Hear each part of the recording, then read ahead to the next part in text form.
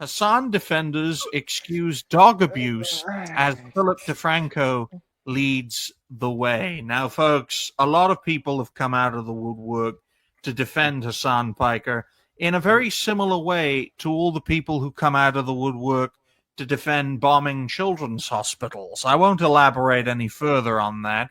If you're in the know, you know what I'm talking about in regards to that situation.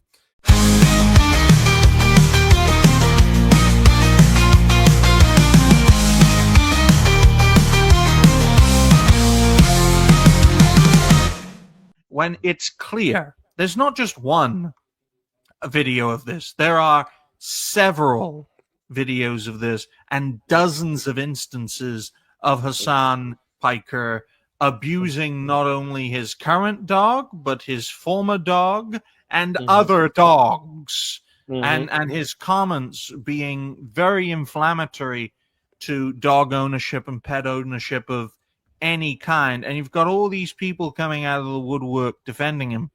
I think the most egregious defense would have to come from Philip DeFranco. Blooper.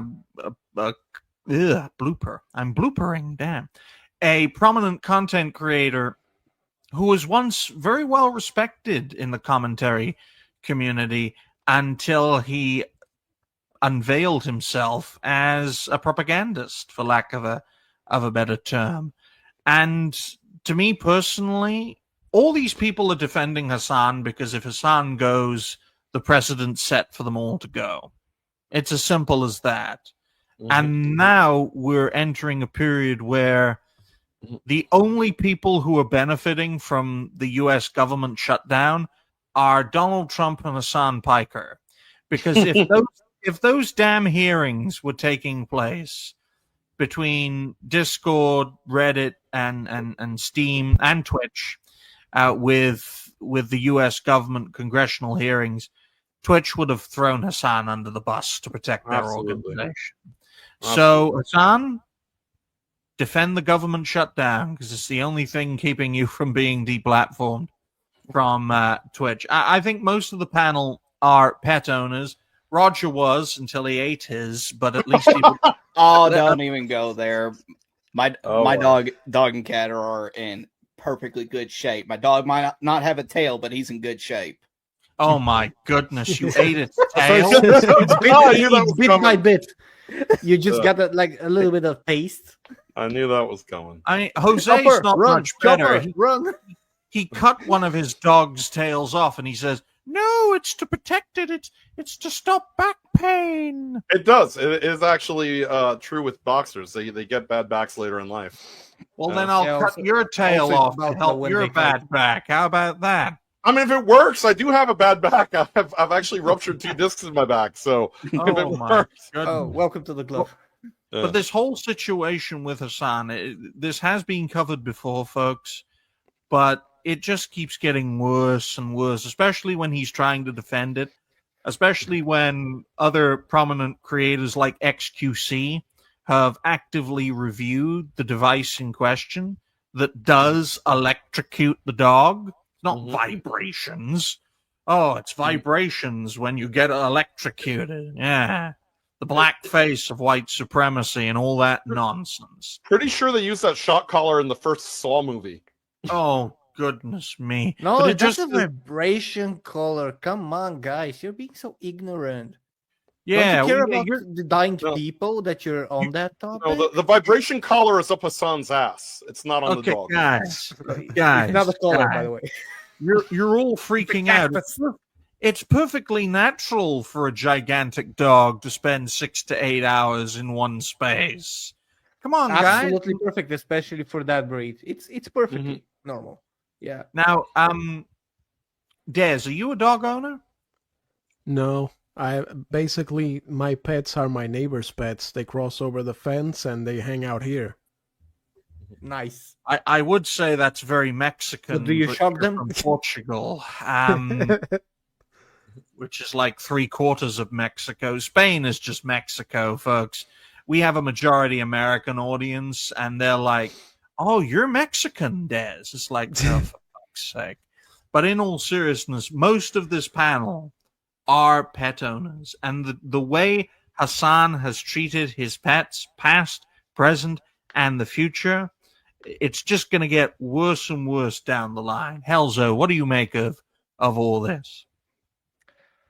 I've refused to make content about this because we might joke, but if I can, I would put Hasan through what he puts his dog through. I would gladly watch him being on a very small bed. This is a platform, cuddled up, unable to move, and if he moves, it should be accompanied by fear that someone who is looking after him would just turn around and shock him constantly for 6-7 hours. And also he'll have to hear, very, very loudly what the other person is shouting at the camera, because if you don't know, dog senses are much heightened than human senses. Let's not forget in the chat, Helzo, a portion of his proceeds goes to taking care of animals, stray animals that are in need. So this is a sensitive topic for us as pet owners, all of us. It is. I don't own a dog. I do not have. Although dogs are a favorite, I have 4 cats. Just today, I took time off work to transport a bat that landed on one of the terraces in the office because it happened. It's a 2.5 million people city, and they get disoriented and just fell down unconscious on the terrace. And me and my wife, we basically just took care of it, called the organization. Thing is, if you have a dog, like especially that kind of dog, this is a big breed, guys. I'm just gonna share something. I was gonna share something else, but I just wanna share something with you because my blood is boiling. All right, it boils when I talk about this. I think this is it. Let's just play that clip.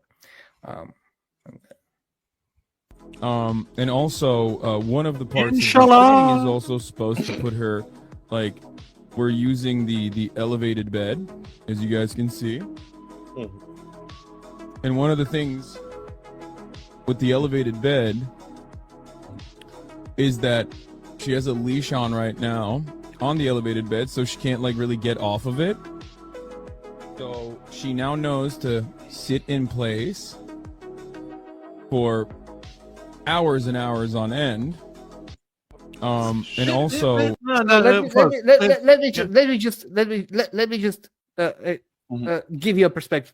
Imagine that you have a leash around your neck and you're chained to your bed and you can't move for 6 hours while someone is shouting right next to you obscenities. Yes. And at the same time, your bed is so small that you cannot stretch a little bit, and your back is getting twisted because that dog was not laying as they should. They need to stretch. They need to be able to move. They need to lay on their backs. They need to lay on their side. Yes. No, none of that. It's a small bed. This is the everyday life of that dog, guys. I have no mercy for Hasan. No mercy, no sympathy, no mercy, absolutely nothing. I wouldn't condone like violence and stuff like that because I'm not on the left and I don't shoot people in the neck when they don't agree with me or do something that I don't like. But I would like for him to feel what his dog feels. Absolutely. That's the best thing that you can feel, what your fucking dog feels, and then go on stream and say it was fine. I dare you. Let's live stream. Let's live stream Guantanamo Bay and be like, oh, this guy here, we have him on the prop up bed. We have him chained by the neck. We're gonna pour some water on his face pretty soon to hydrate him so he doesn't go. He's not parched. Exactly. It's like we're only one step away from doing that. Okay, folks. And Twitch puts up with it, supports it, and endorses it because he's their money cow. Exactly. Hasan brings in a lot of people. He brings in a lot of views in the same way Dr. Disrespect brings a lot of people on to watch, Rumble shows. And that's how he can get away with peeking on little girls in bathroom stalls. And Hasan can get away with chaining up his dog and electrocuting it when he moves. Okay? it embodies, and this is a thing we've got to root out everywhere, folks. Mm-hmm. It embodies the mindset of, I can do this because I'm well known, I'm prominent, I make a lot of money, so I can do what I like. And I have a little mercantic cupping my leg every day. It's essentially content creator oligarchy is what we're seeing. Yes. And the problem with that is that Hasan Piker, this is a man who sees the dog as nothing more than an accessory. Like I've said in previous streams, get a stuffed animal, whatever, but don't put a dog through that just because you want to appear more human, because you actually have appeared less human. We make entire movie franchises about a man on a tour of revenge because they killed his dog.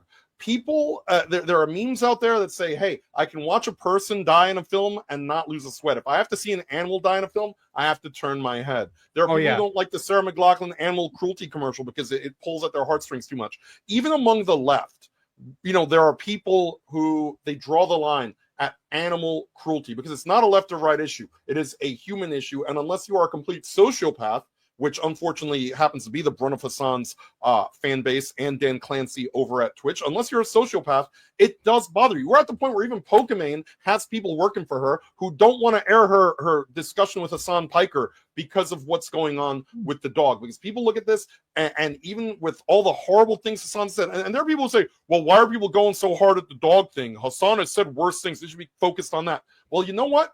To get people to focus on that, you got to take the shot that you have, which is the dog. Because that's when people will hear about the dog thing and they'll realize that the rest of Hasan's content is equally as screwed up. That this is not a person that you should be putting on a pedestal, should be putting in magazines, should be touting as the left's version of Joe Rogan or whatever the hell it is they've been trying to push. This is a grown man in a dress that throws a temper tantrum when he gets caught abusing his dog. This is a man who looks up to the Michael Vicks of the world.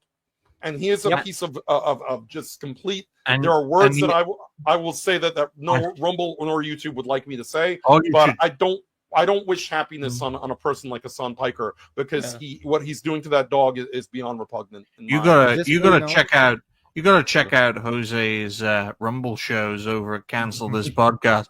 That's when the dog's like, I am out of here. But and despite all that you've pointed out, Jose, Hasan still gets endorsements by the likes of Philip DeFranco. We're not talking about minnows here, folks. We're talking about very prominent voices because Jose is right. It is an oligarchy. And myself and my mentor have always embodied the mindset of it takes all sorts to be a content creator. And anyone can be a content creator. The network is anti-elite. It is against the concept of cliques, and it opposes oligarch content creators. And we've done our best to bring people together of all shapes and sizes and of all persuasions and of very few colors because it's very weird. The lighter you are, the thicker skin you have. It's so weird. But I will point out right here, right now, that we draw the line at abusing innocent animals, especially in the Western world. I know Jose said earlier that this isn't a left or right thing. Unfortunately, internationally speaking, in the West, animals are treated, you could argue, too well, and in the East, they're not treated well at all. Well, they're treated like delicacies in the East, exactly. And in the West, they're fresh.